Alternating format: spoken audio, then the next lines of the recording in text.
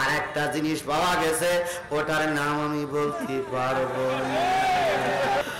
আমি চিন্তা করি বুড়ি বয়স ৭৮ বছর বয়সে যদি ওই জিনিস পাওয়া যায়, তাহলে যখন ১৮-২০ বছর বয়স ছিল তখন জানি কি করেছে আল্লাহই ভালো জানে। কি কায়দায় শোনা যেত আমাদের নেত্রী ৫ ওয়াক্ত নামাজ পড়ে, প্রতিদিন সকালবেলা কোরআন তেলাওয়াত করে উনি কাজ শুরু করে। আমাদের নেত্রী তাহাজ্জুদের নামাজ পড়ে, সকালবেলা উঠে কি খোঁজে? জায়নামাজ খোঁজে। ছাত্র এবং জনতার আন্দোলনে যখন তার গণভবন দখল করা হইল, আল্লাহর কি খেলা, জায়নামাজ খুঁজে পাওয়া গেল না। জনগণ চিন্তা করলি সে জায়নামাজ গেল কই, হই হই রই রই জায়নামাজ গেল কই।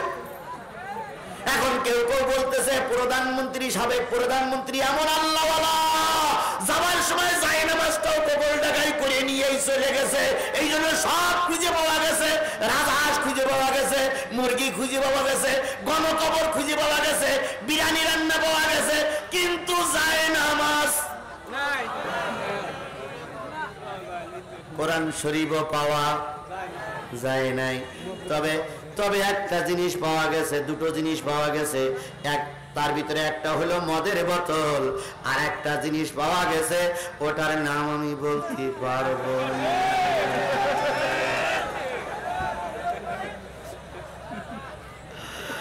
আমি চিন্তা করি বুড়ি বয়স ৭৮ বছর বয়সে যদি ওই জিনিস পাওয়া যায়, তাহলে যখন ১৮-২০ বছর বয়স ছিল তখন জানি কি করেছে আল্লাহই ভালো জানে।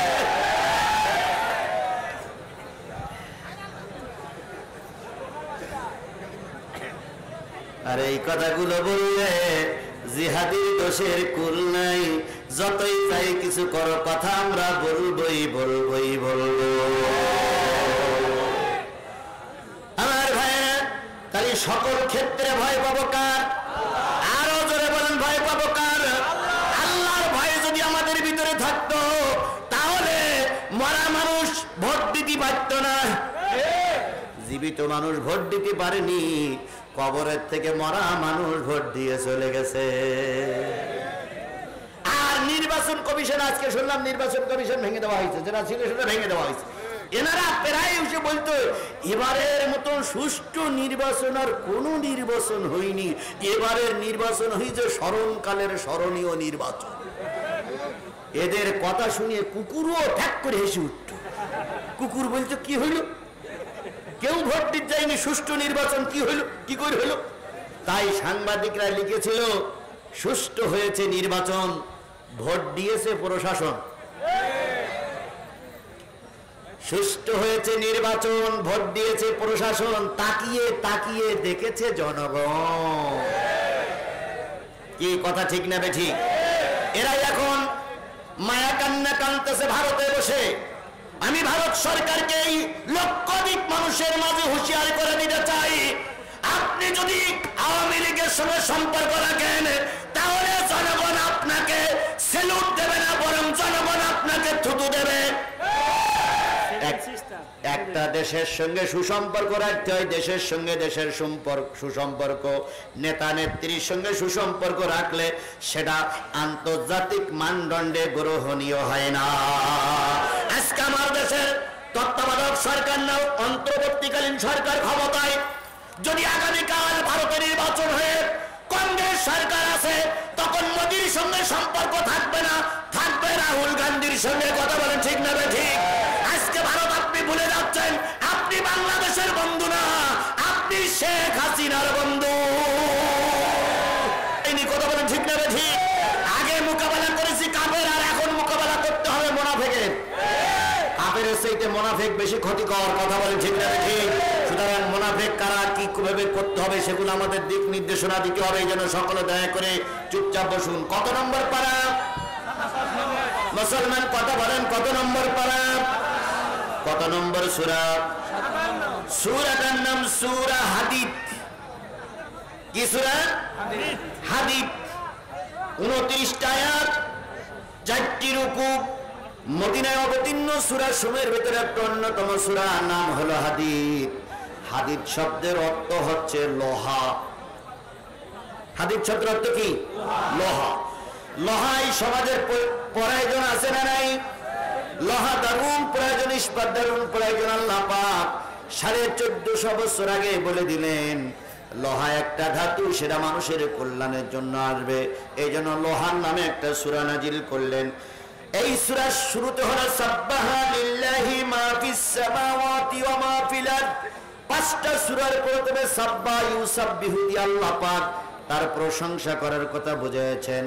আমলের দিক দিয়ে জানা যায় আল্লাহ নবী প্রতি রাত্রিতে এই 5টা সূরা না পড়ে ঘুম পড়তেন না। সাব্বাহা লিল্লাহি মা ফিস সামাওয়াতি ওয়াল আরদ। আরেক জায়গা আছে সাব্বাহা লিল্লাহি মা ফিস সামাওয়াতি ওয়া মা ফিল আরদ, ইউসাব্বিহু লিল্লাহি মা ফিস সামাওয়াতি ওয়াল আরদ। এরকম ইউসাব্বিহু, সাব্বাহা 5টা জায়গা আছে। এটা হলো আমলের ব্যাপার। এই সূরা হাদীদের 29টা আয়াতের ভিতরে আমি আপনাদের সামনে 29টা আয়াতের ভিতর থেকে আমি আপনাদের সামনে আয়াত পড়েছি 2টা। কয়টা? একটা হলো 28, আরেকটা হলো 29। 2টা আয়াত পড়েছি। প্রথম আয়াতে চলে যাচ্ছি, ভালো করে খেয়াল করেন। আল্লাহ বলতেছেন ইয়া আইয়ুহাল্লাযীনা আমানুত্তাকুল্লাহ ওয়া আমিনু বিরাসূলিহি ইউতিকুম কিফলাইনি মির রাহমাতিহি। আল্লাহ রাব্বুল আলামিন বলেন, হে ঈমানদারেরা শোনো, কাকে ভয় করবা? আরো জোরে বলেন, কাকে ভয় করবা?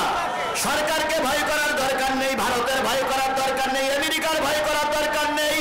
আল্লাহরে ভয় করো, আল্লাহ বিজয় দান করবে।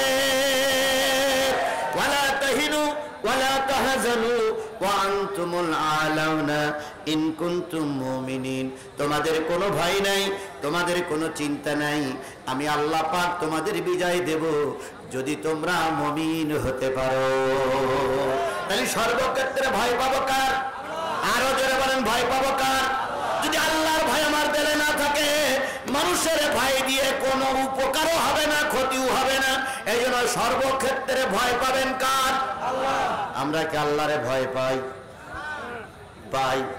যদি আল্লাহরে ভয় পেতাম তাহলে একজন লোক 170টা ভোট দিতে পারতাম না। আমরা যদি আল্লাহরে ভয় পেতাম তাহলে সুদ ঘুষ খাইতে পারতাম না। আমরা যদি আল্লাহরে ভয় পাইতাম একজনের নামে মিথ্যা মামলা দিয়ে তার ঘরে ছাড়া